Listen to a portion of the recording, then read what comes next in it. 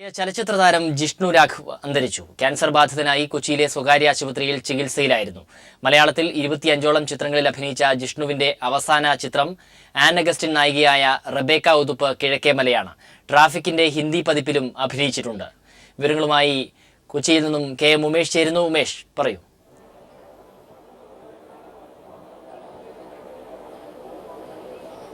സ്വരാജ്, ഇന്ന് രാവിലെ 8:15 നടൻ ജിഷ്ണു അന്തരിച്ചത്. കൊച്ചിയിലെ സ്വകാര്യ ആശുപത്രിയിൽ വെച്ചായിരുന്നു അന്ത്യം സംഭവിച്ചത്. മരണസമയത്ത് ജിഷ്ണുവിൻ്റെ അച്ഛനും നടനുമായ രാഘവൻ, ജിഷ്ണുവിൻ്റെ ഭാര്യ ധന്യരാജൻ, ജിഷ്ണുവിൻ്റെ അമ്മ തുടങ്ങിയവരെല്ലാം തന്നെ ആശുപത്രിയിലുണ്ടായിരുന്നു. ഇതിനുശേഷം ഏതാണ്ട് 1 മണിക്കൂറിനുള്ളിൽ തന്നെ ചലച്ചിത്ര ലോകത്തെ പ്രമുഖരെല്ലാം തന്നെ ജിഷ്ണുവിന് അന്ത്യോപചാരം അർപ്പിക്കാനായി കൊച്ചിയിലെ സ്വകാര്യ ആശുപത്രിയിലേക്ക് എത്തിയിരുന്നു. നടൻ മമ്മൂട്ടി, ദുൽഖർ സൽമാൻ, ജയറാം, ജഗദീഷ്, ഫഹദ് ഫാസിൽ തുടങ്ങി പ്രമുഖ താരങ്ങളെല്ലാം തന്നെ ജിഷ്ണുവിന് അന്ത്യോപചാരം അർപ്പിക്കാനായി ആശുപത്രിയിൽ എത്തിയിരുന്നു. സംവിധായകൻ കമൽ, രഞ്ജിത്ത് ഉൾപ്പെടെയുള്ളവരും ആശുപത്രിയിൽ എത്തിയിരുന്നു. 3 മണിവരെ ഈ ആശുപത്രിയിൽ തന്നെയാണ് ജിഷ്ണുവിൻ്റെ മൃതദേഹം ഉണ്ടാവുക. ഔദ്യോഗിക പൊതുദർശനം വേണ്ടെന്ന് ബന്ധുക്കൾ നേരത്തെ തന്നെ തീരുമാനിച്ചിരുന്നു. അതുകൊണ്ട് തന്നെ ആശുപത്രിക്കകത്ത് തന്നെയുള്ള ഒരു ചെറിയൊരു ഹാളിലാണ് മൃതദേഹം ഇപ്പോൾ വെച്ചിരിക്കുന്നത്. ഇവിടെ എത്തിയാണ് പ്രധാനപ്പെട്ട താരങ്ങളും അതുപോലെ അടുത്ത ബന്ധുക്കൾ ഉൾപ്പെടെയുള്ളവരെല്ലാം തന്നെ എത്തി അന്ത്യോപചാരം അർപ്പിച്ചത്. 3 മണിവരെ ഇവിടെ തന്നെയായിരിക്കും മൃതദേഹം ഉണ്ടാവുക. ഇതിനുശേഷം 3 മണിക്ക് ശേഷം മൃതദേഹം കൊച്ചിയിലെ രവിപുരം ശ്മശാനത്തിലേക്ക് സംസ്കാരത്തിനായി കൊണ്ടുപോകും. 5 മണിയോടെയാണ് സംസ്കാരം ഉണ്ടാവുക എന്നാണ് അറിയിച്ചിട്ടുള്ളത്. എന്തായാലും ഔദ്യോഗിക പൊതുദർശനം വേണ്ട എന്ന് ബന്ധുക്കൾ തീരുമാനിച്ച സ്ഥിതിക്ക് ഇവിടെ കൊച്ചിയിൽ ആശുപത്രിയിൽ തന്നെയാണ് ഇപ്പോൾ മൃതദേഹം വെച്ചിരിക്കുന്നത്. ചലച്ചിത്ര താരങ്ങൾക്ക് ശേഷം തന്നെ പൊതുജനങ്ങളെല്ലാം തന്നെ ഇപ്പോൾ ജിഷ്ണുവിന് അന്ത്യോപചാരം അർപ്പിക്കാനായി ആശുപത്രിയിൽ എത്തിയിരുന്നു. 3 മണിക്ക് മൃതദേഹം ഇവിടെ നിന്നും രവിപുരം ശ്മശാനത്തിലേക്ക് കൊണ്ടുപോകും. സ്വരരാജ്. കെ ഉമേഷാണ് വിവരങ്ങൾ പങ്കുവച്ചത് കൊച്ചിയിൽ നിന്നും. 1987 കിളിപ്പാട്ട് എന്ന സിനിമയിലൂടെ ബാലനടനായാണ് മലയാള സിനിമയിൽ ജിഷ്ണു രംഗപ്രവേശം ചെയ്തത്. കമലിന്റെ നമ്മളിലൂടെയാണ് സിനിമയിൽ സജീവമായത്.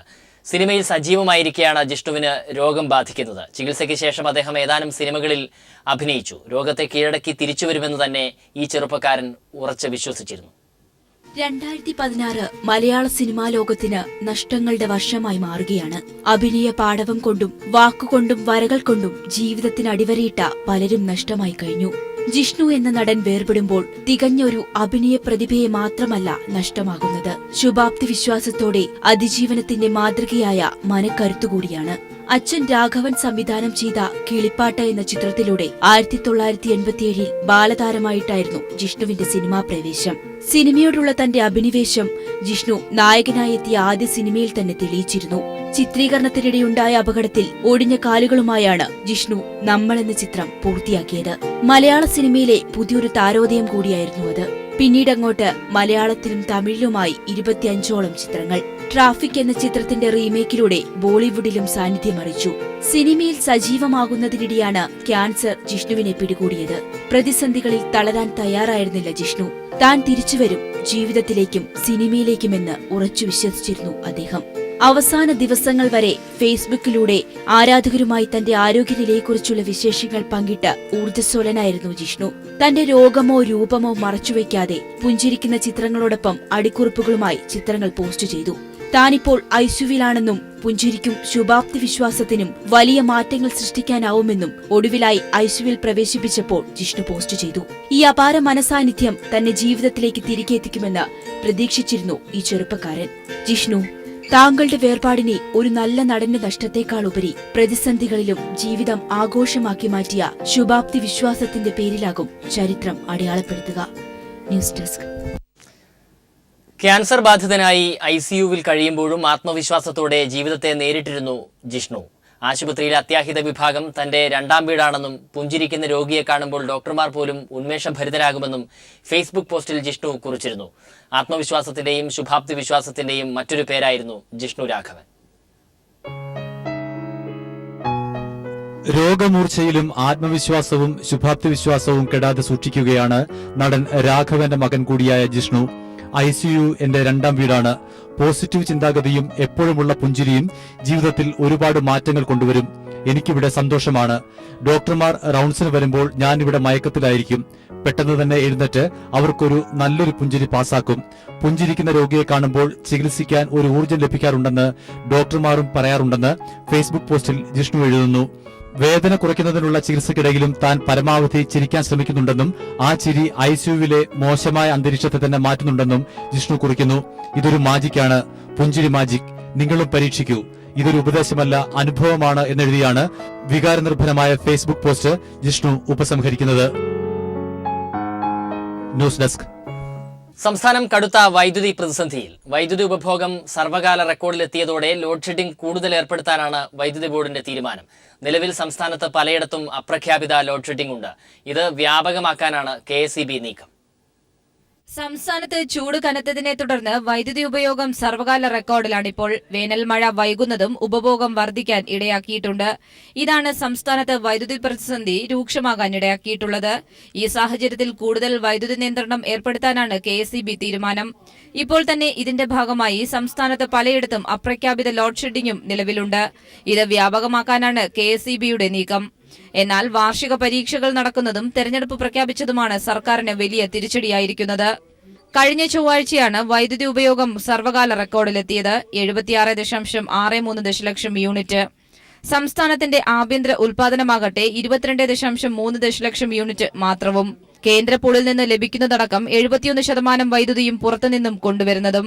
ഇതിൽ 65% ഉയർന്ന നിരക്ക് നൽകി വാങ്ങുന്നവയാണ്. പുറത്തുനിന്നും വാങ്ങുന്ന വൈദ്യുതിയുടെ വിഹിതം കുറയ്ക്കാനാണ് സംസ്ഥാന വൈദ്യുതി ബോർഡിന്റെ നീക്കം. സംസ്ഥാനത്ത് വൈദ്യുതി ബോർഡിന്റെ എല്ലാ ജലസംഭരണികളിലുമായി 1766 ദശലക്ഷം യൂണിറ്റ് വൈദ്യുതി ഉൽപ്പാദിപ്പിക്കാനുള്ള ജലം മാത്രമാണ് ശേഷിക്കുന്നത്. സംസ്ഥാന സർക്കാരിന്റെ കെടുകാര്യസ്ഥതയാണ് പ്രതിസന്ധി ഇത്രമേൽ രൂക്ഷമാകാനിടയാക്കിയതെന്നാണ് വിമർശനം.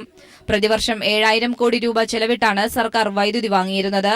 പുതിയ പദ്ധതികൾ നടപ്പിലാക്കാനോ പൂർത്തിയാക്കാനോ പോലും സർക്കാരിന് കഴിഞ്ഞിട്ടില്ല എന്നുള്ളതും ഏറെ വിമർശനാത്മകമാണ്. News bureau, Thiruvananthapuram. 5 വർഷത്തെ UDF ഭരണത്തിൽ KSRTCയുടെ കടക്കെണി 3 ഇരട്ടി വർദ്ധിച്ചതായി കണക്കുകൾ. 5 വർഷത്തിനിടെ 3-ലധികം തവണ ബസ് ചാർജ് വർദ്ധിപ്പിച്ചിട്ടും ടിക്കറ്റ് സെസ് ഏർപ്പെടുത്തിയിട്ടും KSRTCയുടെ വരുമാനം ഉയർത്താനായിട്ടില്ല എന്നും കണക്കുകൾ വ്യക്തമാക്കുന്നു.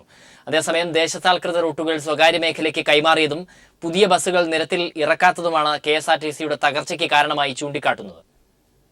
നഷ്ടത്തിൽ നിന്ന് നഷ്ടത്തിലേക്ക് കൂപ്പുകുത്തിക്കൊണ്ടിരുന്ന KSRTCക്ക് കഴിഞ്ഞ ഇടതുപക്ഷ ജനാധിപത്യ മുന്നണി സർക്കാരിന്റെ കാലത്താണ് ഉണർവുണ്ടായിരുന്നത്.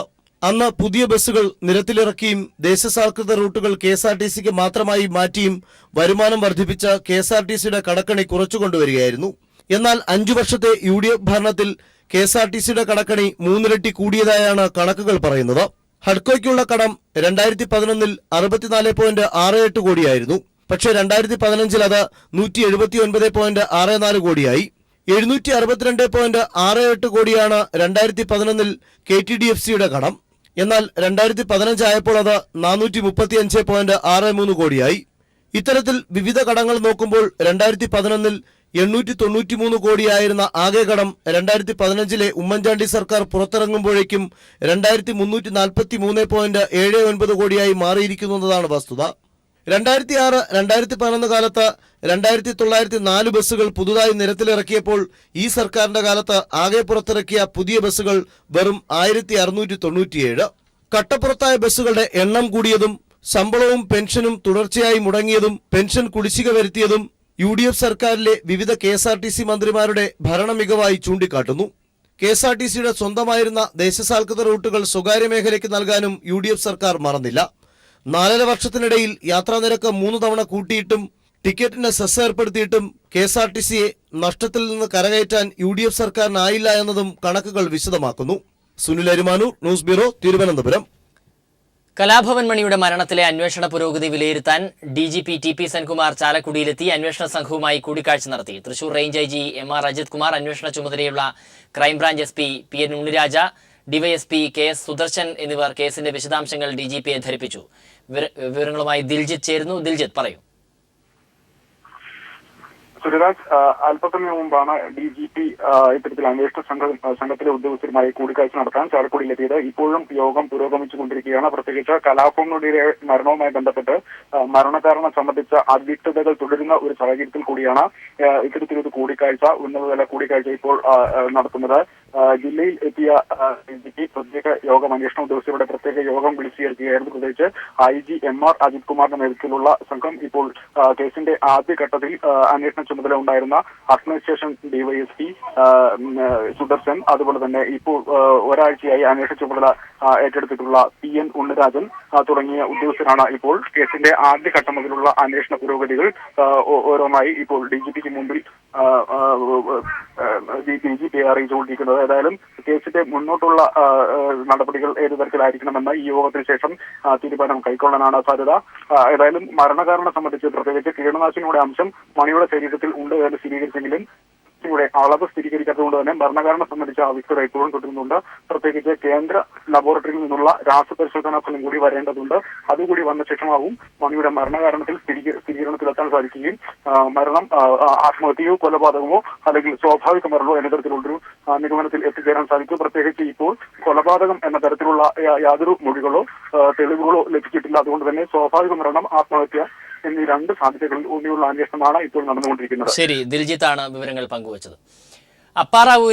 അപ്പാറാവുവിനെതിരെ ഹൈദരാബാദ് സർവകലാശാലയിൽ വിദ്യാർത്ഥി പ്രതിഷേധം രൂക്ഷമാകുന്നു. പ്രതിഷേധമുയർത്തിയ കൂടുതൽ വിദ്യാർത്ഥികളെ കൂടി അറസ്റ്റ് ചെയ്യുമെന്ന് പോലീസ് അറിയിച്ചു. 27 വിദ്യാർത്ഥികൾ ജുഡീഷ്യൽ കസ്റ്റഡിയിൽ തുടരുകയാണ്.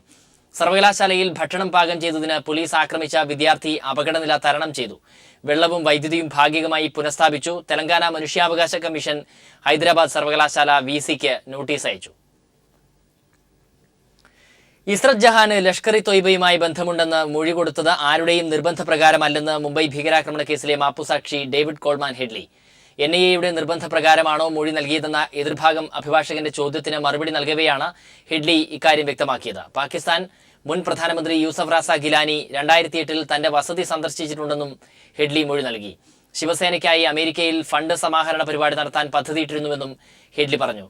ബാൽ താക്കറെയെ അമേരിക്കയിൽ എത്തിക്കാൻ ശിവസേനാ വക്താവായിരുന്ന രാജാറാം രേഖ വഴി ശ്രമിച്ചിരുന്നു. അമേരിക്കയിൽ വെച്ച് ബാൽ താക്കറെയെ വധിക്കാൻ പദ്ധതി ഉണ്ടായിരുന്നില്ലെന്നും ഹെഡ്ലി മുംബൈ പ്രത്യേക കോടതിയിൽ നടക്കുന്ന എതിർവിസ്താരത്തിനിടെ പറഞ്ഞു.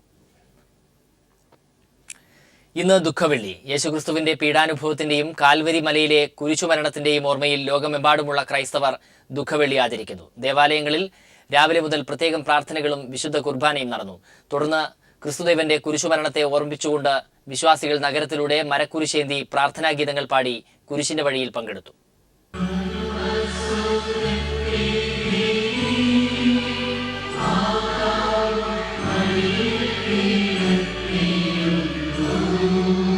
സീറോ മലങ്കര, സീറോ മലബാർ ലത്തീൻ സഭകളുടെ സംയുക്ത ആഭിമുഖ്യത്തിലായിരുന്നു വിശ്വാസികൾ ദുഃഖവെള്ളി ആചരിച്ചത്. രാവിലെ 7 മണിക്ക് പാളയം സെന്റ് ജോസഫ് കത്തീഡ്രൽ അങ്കണത്തിൽ ആരംഭിച്ച ചടങ്ങിൽ മലങ്കര കത്തോലിക്ക സഭാ തലവൻ കർദിനാൾ മാർ ബെസോലിയോസ് ക്ലിമീസ് കാതോലിക്ക ബാവ പ്രാരംഭ സന്ദേശം നൽകി. തുടർന്ന് വിവിധ ഇടവകകളിലെ ശുഭ്രവസ്ത്രധാരികളായ വിശ്വാസികൾ പങ്കെടുത്ത കുരിശിന്റെ വഴി ആരംഭിച്ചു. ക്രിസ്തു വഹിച്ച മരക്കുരിശ് സൂചിപ്പിച്ച് വൈദികർ കുരിശുമായി നീങ്ങി. തൊട്ടുപിന്നാലെ അൽത്താര ബാലന്മാരും കൊബ്ര സഭാ അംഗങ്ങളും സന്യാസിനി സമൂഹവും നീങ്ങി. ക്രിസ്തുവിന്റെ ഗോകുൽത്താ മലയിലേക്കുള്ള കുരിശിന്റെ വഴി അനുസ്മരിപ്പിച്ചുകൊണ്ട് 15 സ്ഥലങ്ങളിൽ പ്രത്യേക പ്രാർത്ഥനയുണ്ടായിരുന്നു. ലത്തീൻ archbishop doctor M. Soosapakiam സമാപന സന്ദേശം നൽകി. ജനപ്രതിനിധികൾ കാണിക്കുന്ന പേക്കൂത്ത് കാണുമ്പോൾ ആശങ്ക തോന്നുന്നതായി അദ്ദേഹം പറഞ്ഞു. ഇന്ന് ജനപ്രതിനിധികൾ എന്ന് പറയുന്ന പലരും കാണിക്കുന്ന പേക്കൂത്തുകളും അടവ് നയങ്ങളും അത്യാഗ്രഹവും ഒക്കെ കാണുമ്പോൾ ലജ്ജയും ഭാവിയെക്കുറിച്ച് ഭയാശങ്കകളുമാണ് മനസ്സിൽ വന്ന് നിറയുന്നത്. നിക്ഷിപ്ത താല്പര്യങ്ങൾ അടിമകളായവരെ തിരസ്കരിച്ച് മൂല്യബോധത്തോടെ നമ്മെ സ്വാതന്ത്ര്യത്തിലേക്ക് നയിക്കുന്ന ജനപ്രതിനിധികളെ തിരഞ്ഞെടുക്കുവാനായിട്ട് നമുക്ക് കഴിയണം. ചങ്ങനാശ്ശേരി അതിരൂപത വികാരി ജനറൽ ഡോക്ടർ മാണി പുതിയിടം ചടങ്ങിൽ സംസാരിച്ചു. ക്രിസ്തുദേവന്റെ കുരിശുമരണത്തിന്റെയും പീഡാനുഭവങ്ങളുടെയും സ്മരണകൾ വിശ്വാസ സമൂഹം പ്രാർത്ഥനകളോടെയാണ് ആചരിച്ചത്. News bureau, Thiruvananthapuram.